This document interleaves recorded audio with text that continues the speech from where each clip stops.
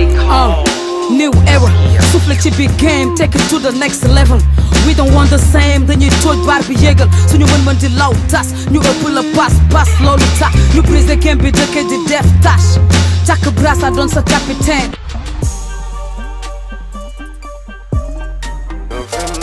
Ay, depuis gone dañuy fight ba ma tàmbalee rab la ñu woo maa ne ko duma am jom yamale buy naaj ak night ma gëm ko ba ñu bëgg ma ba ku ne bëgg am doom bu mel ni Miss Araw Laay. man duma góor jigéen te duma dóor jigéen mais duma foo ci game bi let's go xam ngeen fi ma toll ci yéen li may fayeeku tey dem ko prouve ci géew gi caaxaankat yi duñu mën a bokk liggéey soo bu géelu saf xorom demal soobu ci géej. salaamaaleykum les amis internautes de leral.net maa ngi leen di nuyu contenté jàkkaarloo waat ak yéen ci seen émission leral hip hop Galsen qui a le plaisir aujourd'hui de recevoir benn artiste boo xam ne si nii jaratu sax ñu koy présenté muy artiste rappeuse bu mag ñu koy wax Des Major maa ngi lay nuyu. maa ngi lay fay Mahfous. alors mu bàyyi la nga nuyoo ak mbokk internet yi puisque gëj nañ la gis nam war nañ la nam. Des Major, my bro. Papa said the gospel right. Yeah.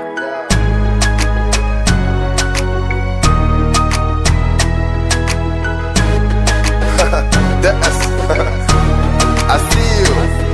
Nit ku nekk luñ la may am na fu mu yem li ci des yaa ko job ndax nga mën a dem succès bi gën a neex mooy bi ngay fight demb ci lëndëm tey gis naa lay yoonu tekki soriwul mi ngi si sa ñàq dang ci xarañ lin ci mbatt nopp rek bu dàq samp naa sama ndënd boobu yàgg na bés bu nekk maa ngi waaw maa ngi nuyu internet yi ñuy seetaan yëpp partout dans le monde di seetaan leral.net di la nuyu di nuyu caméraman yi. alors ñuy dugg ci waxtaan bi comme ni ma ko waxee léegi waxtaan bi gars yi namoon nañ la soxla nañ xam ci lan ngay yëngu parce que benn instant toogoon nga benn instant nga def stand-by nekk Europe affaire yooyu yëpp dinañ ci waxtaan et puis yaa ngi préparé aussi benn album am na benn single boo génn et puis Des Major ci lan la nekk jamono ji yooyu yëpp ci émission bi dinañ ci waxtaan quoi mais avant tout bëggoon naa xam parce que Des Major man daf ma jaaxal quoi tur boobu fan la jógee. waaw Des c'est juste un nom d'artiste waaw xam nga ci hip hop ego trip daf ci am solo mën naa ne Des dafa mel ni ego trip la ci man waaw Des ça signifie la beauté divine de la femme la divinité la féminité et man Des ku ma xam ni j'incarne la féminité dans le hip hop Galsen waaw looloo tax ma tuddee sama bopp Des. waaw Major signifie la mère de sa promotion wala le maire de sa promotion la plus grande mooy koo xam ne daal lépp lu mu nekk daal moo jël pay quoi moo ci nekk mooy nekk ci kanam. lan mooy sa tur dëgg-dëgg. sama tur da ngaa bàyyi.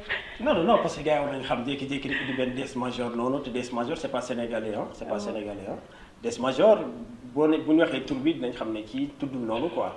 en fait peut-être que am na beneen tur noo tudd nan la bi ñu lay ngénte nan la tudd. waaw c'est pas sénégalais mais c'est un nom d'artiste et c'est en français. je sais waaw mais yow nan nga tudd dëgg-dëgg c'est pas parce que yaa nan la tudd. Ramatoulaye Diallo. Ramatoulaye Diallo tur bu neex la. Ramatoulaye Diallo alias Des Major lan moo la dugal ci rap.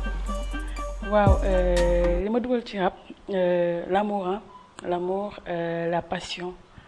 man dama bëgg rap depuis toute petite en plus à part amour bi sama vécu moo ma dugal ci rap parce que mën naa ne ñu bari xam nañ ko Sénégalais yépp xam nañ ko léegi am naa benn vécu boo xam ne ça n'a pas été facile pour moi moo tax ma gis ni mënuma samay message mënuma ko véhiculer ci benn style de musique bu dul ci rap parce que rap dafa nekk benn musique bu engagée nga xam ne ku ci nekk boo amee looy jooy wala lu la métti wala boo amee looy ñaxtu mën naa ne ci rap ngay gën a gis sa bopp te man dama am benn vécu bu un peu particulier ma bëggoon ko partager bëgg ko aussi partager ak sénégalais yi ak doomu aadama yi ak fépp ci àdduna moo tax ma dugg ci rap. alors yaa ngi si biir rap bi léegi gars yi xam nañ la xam nañ Des Major yaa ngi def ay clip yaa ngi def ay son bon nan nga gisee rap bi ici au Sénégal. waaw ça va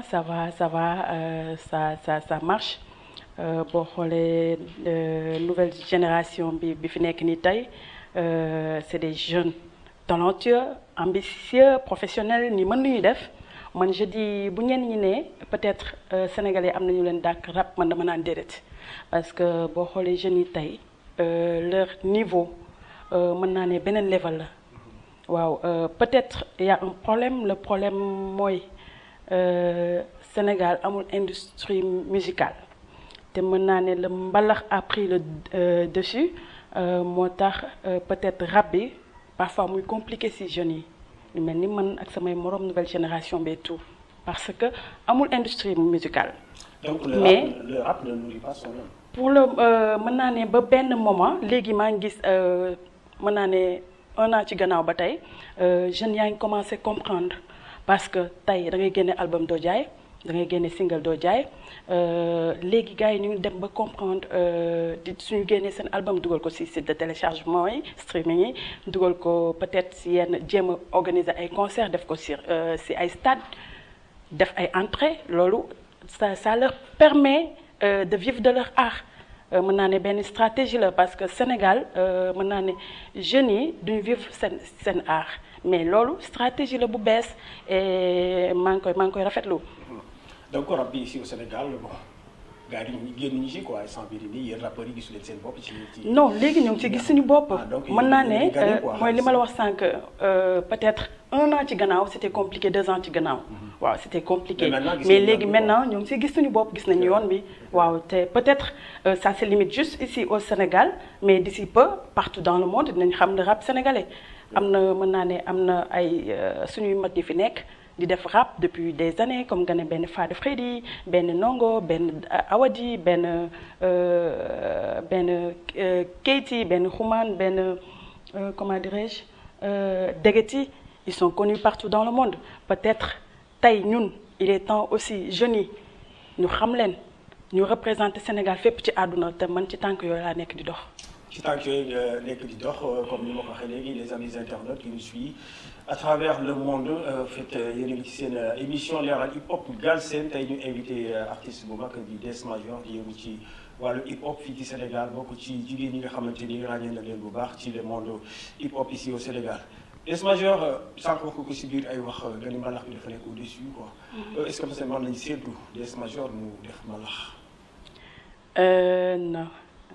waaw non parce que man bi may bëgg rap parce que dafa nekk benn affaire bu naturel bu ñëw ci man ba tax ma koy def gisuma lan mooy tax ma mën a bàyyi rap defi leneen parce que su ma nee damay def mbalax damay fen parce que mënuma ko rap laa mën ci laa gis sama bopp ci laa sentir li may def ma koy def mais y a des gens qui disent que faut jamais dire jamais mais man je dirai jamais.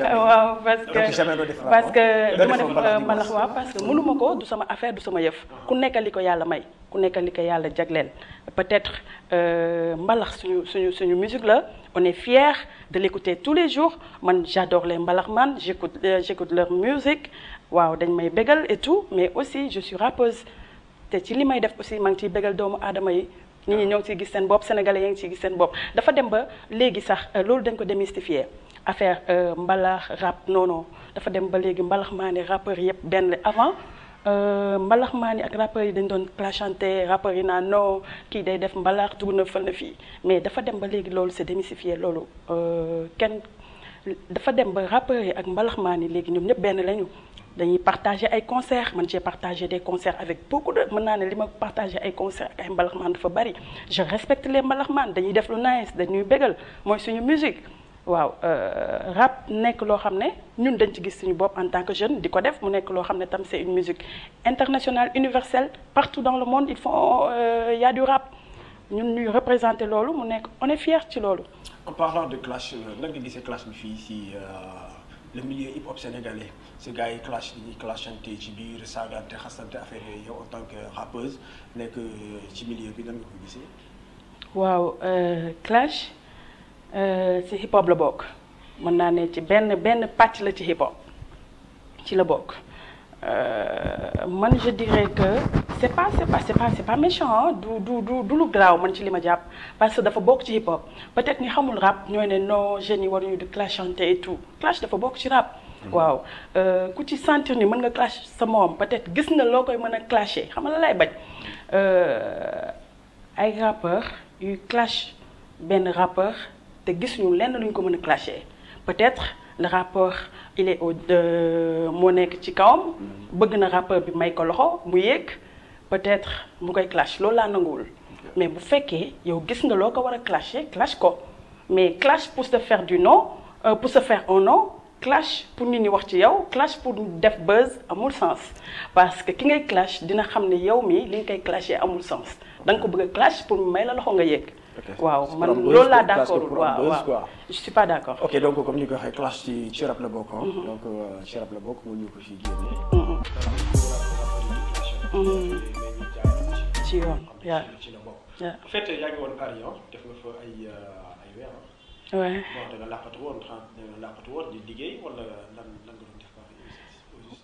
waaw comme d'habitude su ma demee Paris chaque fois su ma demee rek liggéey moo ma yëkkati concert boo may yóbbu damay am ay dates qui sont déjà programmées par les promoteurs qui sont là-bas des promoteurs sénégalais ñoom ñoo koy organiser invité ma boole ma ci ma représenter hip hop galsen représenter le hip hop féminin loolu moo may yóbbu mais ci kaw loolu yàlla def j'ai rencontré des labels des maisons de disques waaw ma tase seeg ñenn ils m'ont proposé leur contrat signé wu ma ko nag parce que comme je travaille avec un label qui est là à Dakar il fallait que ma ñëw ba fii waxtaan ak label bi xool nuy mën a liggéeyee ensemble foofu ma am fa benn label di liggéey foofu ma am fii aussi ma nekk fii aussi au Sénégal di fi liggéey moo tax récemment aussi bi ma demee Paris enregistré naa fa des mën naa ne des morceaux pour sama album bi wala génn sama prochain album tourné naa fa aussi le clip yaa may daaneel mooy clip bi génn nii récemment waaw man su ma demee Europe duma toog fu nekk laay dem nag peut-être sama liggéey moo koy laaj je voyage beaucoup c'est récemment sama liggéey moo tax dew ma pour taxawaalu dew ma pour nekk nag sudul noonu liggéey moo ma yëkkati. donc dañu ko waxee Déss Major nekkul woon Paris di taxawaalu wala muy def naka sudul noonu dafa demoon pour liggéey préparer album préparer enregistrer ay son comme ni mu ko waxee donc ñu ngi noonu Déss Major ñaata album nga. génnaguma album. Déss Major yow bi nga delee rap ba léegi génnoo album c'est quoi le problème. chaque jour à chaque fois on t'entend non maa ngi préparé album alors que du ñu gis album quoi ay single la ñuy gis la mais problème bi. waaw du problème y a pas un problème en fait stratégie la rek am na artistes yu liggéeyee noonu fii peut-être mën naa ne ci àdduna am na artistes yu bari yoo xam ne tey mën naa ne chaque fois ñu génnee single yu clippé ko te duñu génne album stratégie la. aussi dama doon liggéey ak benn dama nekk di liggéey ak benn label fii. waaw on a enregistré pas mal de morceaux pour l'album peut-être yàlla moo dogal affaire yi yéex mais man su ma sañoon 2013 bi ma njëkkee génnee sama single sénégalais xam ma mën naa ne album moo ciy topp waaw mais stratégie la. aussi en 2013. ouais génne album gars yi xaar gisuñu dara. finalement ay single la ñu gis quoi. nga ñëwaat tey nga wax ni yaa ngi préparé album bi kañ lay génn. du ma bëgg di wax nag mais comme yaa ngi insisté dinaa la wax sama album dina génn février incha allah. février.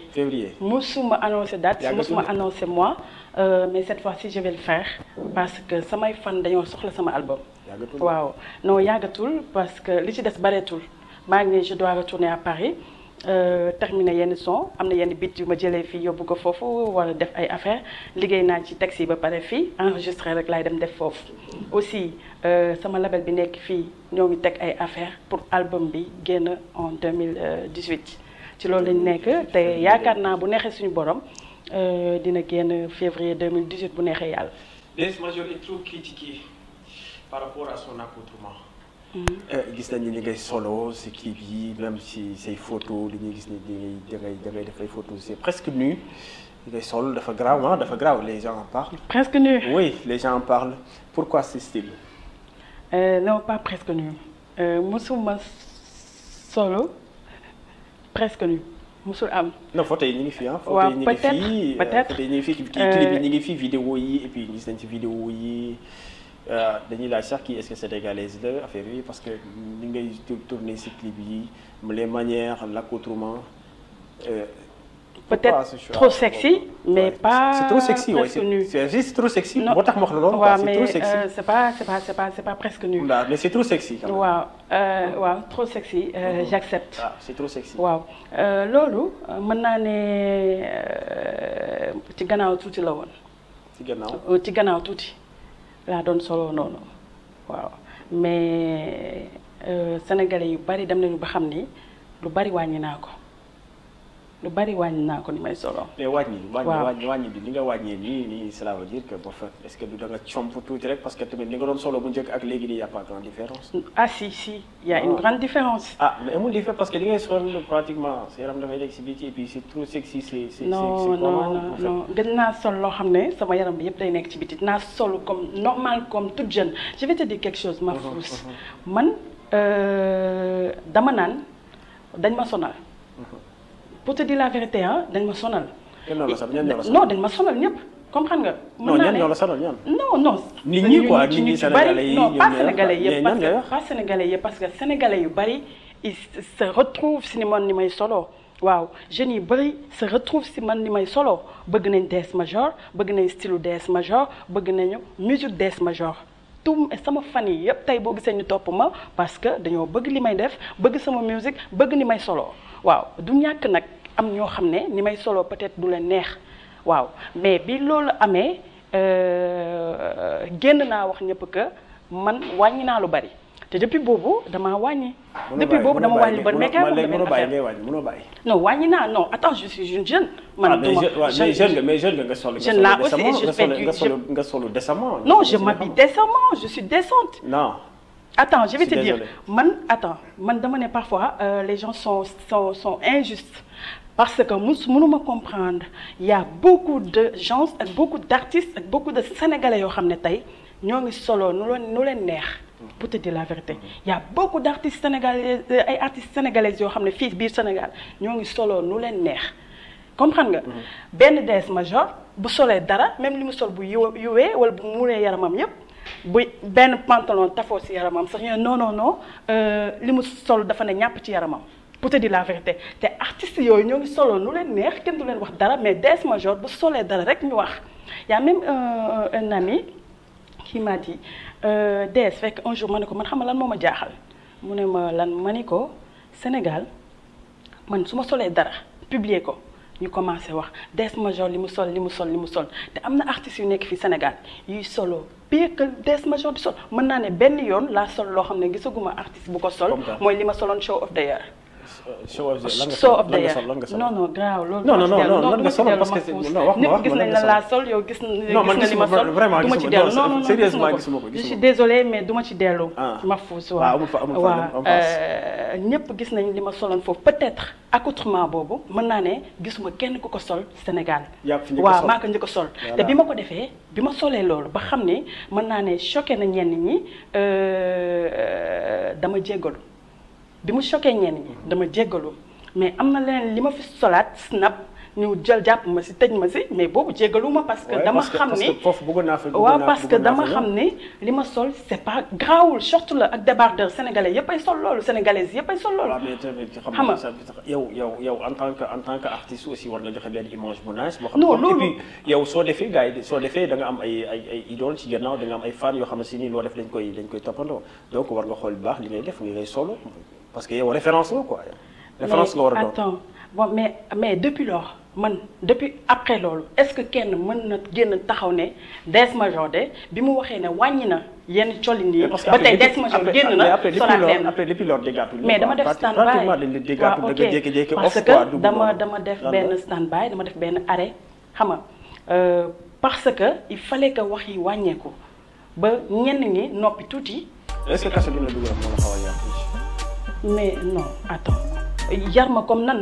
non parce que kaso xam nañ la. non loolu c'était injuste loolu c'était injuste. c'était injuste. non c'était injuste c'était ils m'ont privé de ma liberté si benn short bu ma sol ak débardeur loolu c'était injuste. mais solo ko toog sa kër quoi donc sol nga filmé ko nit ñi génne ko. mais attends du ma ci bëgg a dellu sax parce que c'est des mauvais souvenirs garaawul ma fa si da nga maa bëgg a yëngal tey. non yëngalu ma la non garaawul yëngalu ma la mais kaso bi moom xam naa ne am na lu mu def si yow quoi. non def na ci man lu bari. lu la def foofu noonu lan lay yeddu wala lu def foofu noonu. quel changé affaire yi wala kaso neexul moom. ku la ne kaso neex na waxul dëgg. ku la wax kaso neex na moom waxul dëgg kaso neexul comprendre nga ça a été compliqué ça a été très difficile pour moi je le reconnais dund naa fa 3 jours yoo xam ne mën naa ne sax garde à vue la mais même chose la parce que buñ la jàppee tëj la dugal la ci biir jël caabi tëj ci gannaaw tëj nañ la nga nekk foo xam ne tëddoo ci mat la ci karo ngay toog comprendre nga c'était complet 3 nuits yoo xam ne nelawoo lan nga dundee woon affaire boobu. non loolu Mahfouz nañ bàyyi loolu. non lan nga ko dundee woon parce que on a le droit de savoir aussi. non les Sénégalais ont le droit de nañ savoir bàyyi aussi. loolu nañ bàyyi garaawul nañ bàyyi wax boobu. mais lenn laa yow taalibe bàyyi nga taalibe bàyyi. attends non loolu du ma ci dugaat lenn laa bëgg. non Sénégalais génn naa foofu comprendre génn naa nga foofu. am na ñenn du ma ne Sénégalais yëpp parce que Sénégalais yu bari xam nañu lan mooy musique xam nañu lan mooy artiste. Des Major bu toogee këram bu li muy sol ak Des Major bu taxawee sur scène li muy sol artiste day jouer benn rôle partout dans le monde xam nañ loolu mais Sénégal ba tey ñu comprendre mais artiste buy jouer rôle des artiste buy jouer rôle tamit dafa war a jouer rôle boo xam ne si nii rôle bu éducatif lay doon. non man j'ai toujours été éducative j'ai toujours été non attends j'ai toujours été mais boo solee éducative benn daggit nga ñëw taxaw sur scène am na ñoo xam ne si nii xam nga Des Major la ñuy bégee moom la ñu xam moom la ñu gëm affaire yooyu ñoom tamit ñu dem def la même chose dem sol loo xamante ni xam nga affaire yi génn ak moom ci mbedd mi. man j'ai toujours été éducative j'ai toujours été éducative mais dama lay wax man le problème c'est quoi mooy li ma la wax artistes yu bari ñu ngi fi Sénégal di sol lu leen neex. non bu ñu ñeneen ñi koy def attends man dama d'accord quoi les kan moo fi sol non jaruma jaar ci ay tur duma jaar ci ay tur dafa ma métti artistes yu bari ñu ngi fi Sénégal di sol lu leen neex duñu leen wax dara benn Des Major bu solee dara Sénégal yépp wax du ma wax ñëpp sax parce que am na ñu ma bëgg ñoo xam ne bëgg nañ li may solo bëgg nañ li may def mais ci kaw ñenn ñi nga xam ne naw naa leen respecté naa leen am na fenn fu ñu toll ci man ci dëkk bii du ma dugg sax du ma la wax sax ñan la ñaan nañ ma wax nañu ak man ma xam ni dafa am fu ma bokk ma wàññi lu bari te wàññi naa lu bari sénégalais yi xam nañu man Des Major bi ñu xamoon 3 ans 4 ans ci gannaaw ak Des Major bi ñu wute na wàññi naa lu bari par respect pour ces gens là par respect ci fu ma bokk moo tax fi nga bokk foofu laa bëgg a dugg sax taalibe bàyyi nga buñ dugg foofu graaw loolu di nga ma tontu si loolu quoi taalibe bàyyi nga parce que dafa am foo bokk koo gis am na fu mu bokk yéen foofu nga bokk taalibe bàyyi nga loolu du ma ci waxaat taalibe bàyyi laa dëgg la mais bu ñu xuus parce que Des Major mi toog du Des Major taalibe bàyyi bi Des Major artiste la taalibe la am na fu ma bokk am na fu ma jokk mu doon loo xam ne dama koy dund lu dëgg ci man taalibe bàyyi da nga ko war a yóbbaale foo mënti nekk même artiste même nga nekk sa kër nga nekk foo mënti dem da nga ko war a yóbbaale. waaw Mahfouz nañ bàyyi foofu yow da nga bëgg a dugal foo xam ne dugaluma la non attends nañ wax leneen dugaluma la dama ne dañuy waxtaan quoi dañuy waxtaan taalibe bàyyi nga donc war nga refléter maanaam taalibe boobu quoi yow war nga ko refléter ci sa lépp nag say acte sa solo lépp mais boru na taxaw nga réclame man taalibe bàyyi la pare ñu lay gis feneen ñu lay gis ngay solo neneen mais yow yaa gis loolu man gisuma loolu yow yaa gis ma xaw ma boobu man gisuma loolu et puis sa sëriñ daf la woolu ba nga ñëw mu ne la Des Major bëggatuma ngay sol yi dama bëgg ngay muuru yaa ngi dégg sa jaaro yi ngay takk waxuma may muuru yaa ko wax kaay ma wax la dañuy waxtaan bëgguma dugg foofu Mahfouz yaa ngi may bëgg a affaire gaam yoo xam ne mooy loolu il faut ñu dugg non woo na ma wax na ak man yedd ma conseillé ma ñaanal ma depuis boobu waaw bënnoon naa sama bakkan bi ma bënnee sama bakkan je l'ai enlevé ci saa si ak fii aussi parsim bi yooyu koo xam ne nga dindi ko Mahfouz nañ bàyyi noonu ñu bàyyi noonu nañ bàyyi noonu nañ bàyyi si noonu s'il te plaît non bëgguma ci wax nañ ci wax nag parce que gars yi bëgg nañ xam ne toog nañ benn temps gis ñu la xamuñu Des Major ci lan la nekk en fait mooy lokk kër ci xam fu ne ma dugg fa ba gis la donc war nañ mën a waxtaan aussi loo xamante ni Sénégal yi xam nga yi la nam woon ñi xam bëggoon xam ci lan nga nekk au fait dinañ xam ci lan nga nekk quoi exactement. non en fait li tax ma gëj a génn dama arrêté woon lépp luy télé arrêté woon lépp luy mën naa ne les réseaux sociaux et tout parce que dama bëggoon def benn profil bas après ce problème là et c'était normal ma def loolu pour liggéey ci sama album. toog naa presque mën naa ne c'était juillet dernier toog naa juillet ba juillet presque 1 an toog liggéey sama album wàññi lu bari bàyyi télé bàyyi rajo bàyyi les sites et tout pour liggéey loolu kese la woon mais il fallait que je le fasse parce que yow mi sax yaa ngi koy wax naan ma album bi pourquoi pas génnul ba tey te il était temps ma def loolu mais léegi dafa jot j'ai sorti le single Yaa May Daaneel accompagné d'un clip ci promo boobu laa nekk nii je vais sortir le clip j'ai pas le temps mooy JPLT. da ngay def clip bi dinaa génne JPLT. non attends avant l'album sonn nañ ci avant l'album loolu laa lay expliquer. non attends mënoo il faut que pendant 5 ans 6 ans chaque jour tu parles. mais ma fausse loo gis stratégie la ñun noonu la ñuy travailler man noonu laay liggéeyee parce que mënu ma woon ñëw rek génne album te sénégalais xamuñu ma nit ñi xamuñu ma. ça c'est vrai. waaw dama bëggoon. mais nag gars yi xam nañ la léegi xam nañ la waaw moo tax ma ni la album bi dina génn février. dina génn février. mais génne naa single j'ai pas le temps. j'ai pas le temps dinaa def clip bi bu génnee en novembre février ma génne album bi. c'est ça léegi attends bala ñuy continuer ci album bi bëgg naa nga defal ma benn freestyle ci album bi boo xam ne si ni bokkul ak Yaa May Daaneel bokkul ak j'ai pas le temps boo xam ne si ni ci clip bi la bokk man maa ko njëkk a am leeral moo koy am en exclusivité. non bëgguma woon def loolu nag. non il faut nga def ko il faut nga defal ma loolu nga defal ma benn freestyle. non en fait boo xam ne ci album bi ngay préparé ci la bokk benn son boo xam ne album bi kenn amagu ko leeral.net moom mooy am exclusivité bi ayca bismillah. dinaa la may benn. boo xam ne ci album bi la bokk. man yow rek laay dégg. peut-être mooy nekk single album bi sax je sais pas. waaw. ma xool ban lay doon sax non ma fausse yaa may génne. non il faut que génne bagage yi quoi parce que. il faut gars yi gëm ne yaa ngi préparer album quoi. il faut gars yi xaar ma may la bii ci album bi lay bokk. peut-être mu nekk single album bi.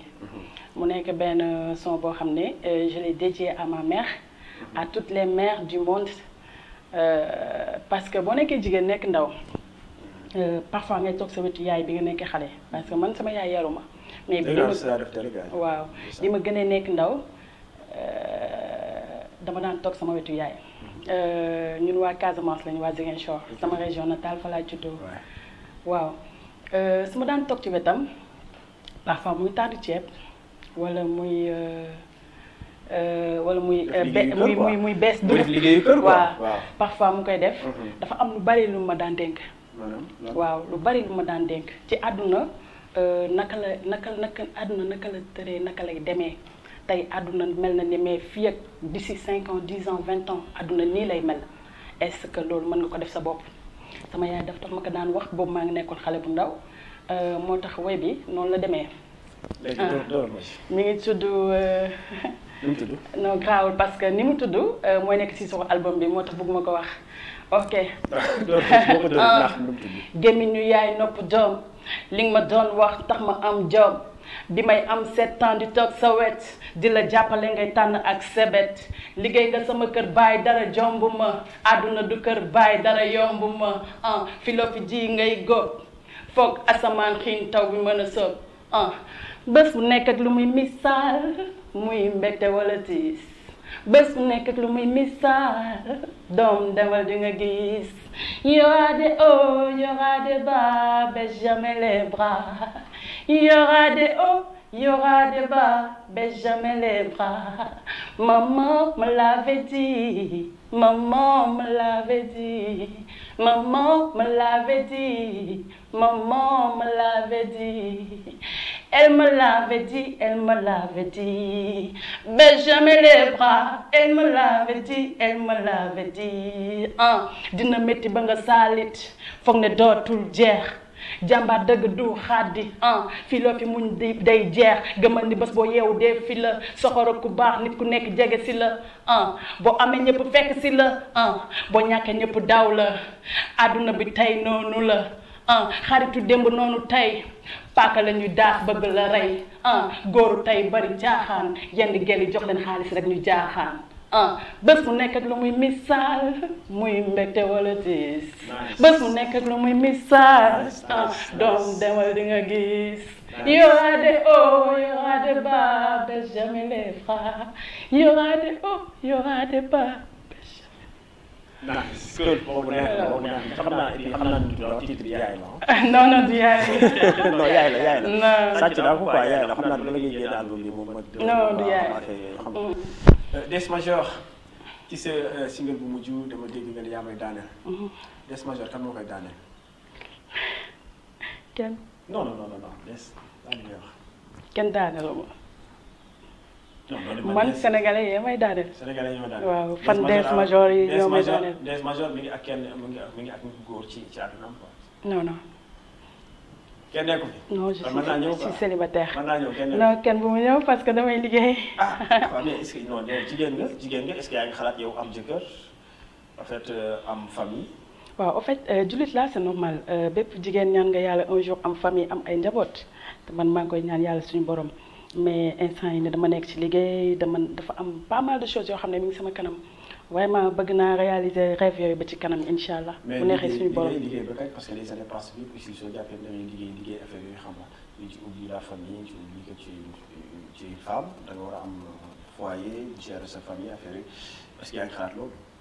waaw maa ngi koy xalaat bu baax c'est normal jigéen la un jour dinaa am jëkkër dinaa am ay doom maa ngi koy ñaan yàlla suñu borom mais pour le moment dama bëgg liggéey ba ci kanam. xale bu ndaw laa xale bu ndaw nga namoo dara. kon amoo kenn moom su ma neexee mën naa ñëw te damay ñëw. ok yéen a ngi seen émission Leral Hip Hop Galsen mot de la fin parce que li may wax dama temps bi jeex na. waaw maa ngi lay remercier bu baax Mahfouz di remercier caméraman yi ils ont été cool xam nga mooy loolu. ay borom baax lañu non si bien sûr les internautes sama xarit yi. maa ngi leen di nuyu vraiment di leen wax na ngeen suivre interview bi da ngeen ci gis lu doy waar. artiste dafay am lu tàggoo aussi artiste bi tàggoo aussi il faut mu tàggoo affaire d' artiste. toog na tàggoo artiste. waaw benn freestyle. bu la neex. bla bla bla bla bla bla bla bla duñu wax lu seen yoon nekk yàq der moo leen gën a lekk bla bla bla bla bla bla bla bla xamatuñu fu ñu ne ñoom toog di wax moo leen gën a lekk kañ la sa mboote di àgg kuy kañ ngay compagnie damatul kañ la sa bëti di xippi si dees ne amatuma jotu perte temps man duma jël pee di xëccoo ndaa rek wax duma tontu j'ai pas le temps kañ la arbitre bi di siffler ngeen yàbbi sama tuut te jël mi temps kañ la arbitre bi di siffler ngeen yàbbi sama tuut te jël mi temps Dees amul jotu wax dafay dóori waar. Dees amul jotu wax dafay dóori waar ci yàlla jaajëfale remercier la bu baax ci dalal bi ñu dalal et puis ak kay leeral yi nga xamante ni indil nga ñu ko ci Leral Hip Hop Galsen kon sama gars yi mi ngi noonu émission bi jeex na fii laay tàggatoo ak yéen di leen jox dig daje ci lu yàggul parce que émission bi li ma ko waxee chaque lundi lay daw hip hop rek moo ko tax a jóg donc rappeurs yëpp ñu ngi leen di tàllal suñu loxo ñu ñëw ñu liggéey ñu dóor liggéeyal hip hop yéen a ma gën a xam. Hip Hop Galsen la ñu wax ci Leral Hip Hop Galsen ma leen di jaajëfal di leen big up jaajëf one love.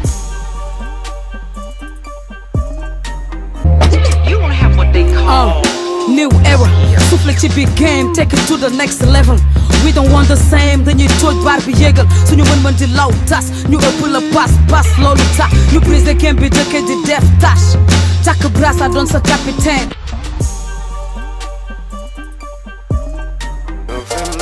Ay, depuis gone dañuy fight ba ma tàmbalee rab la ñu woo maa ne ko duma am jom yamale bu naaj ak night ma gëm ko ba ñu bëgg ma ba ku ne bëgg am doom bu mel ni Miss Araw Laay man duma góor jigéen te duma dóor jigéen mais duma foo ci game bi let's go xam ngeen fi ma toll ci yéen li may fayeeku tey dem ko prouve ci géew gi caaxaankat yi duñu mën a bokk liggéey soo bëggee lu saf xorom demal soobu ci géej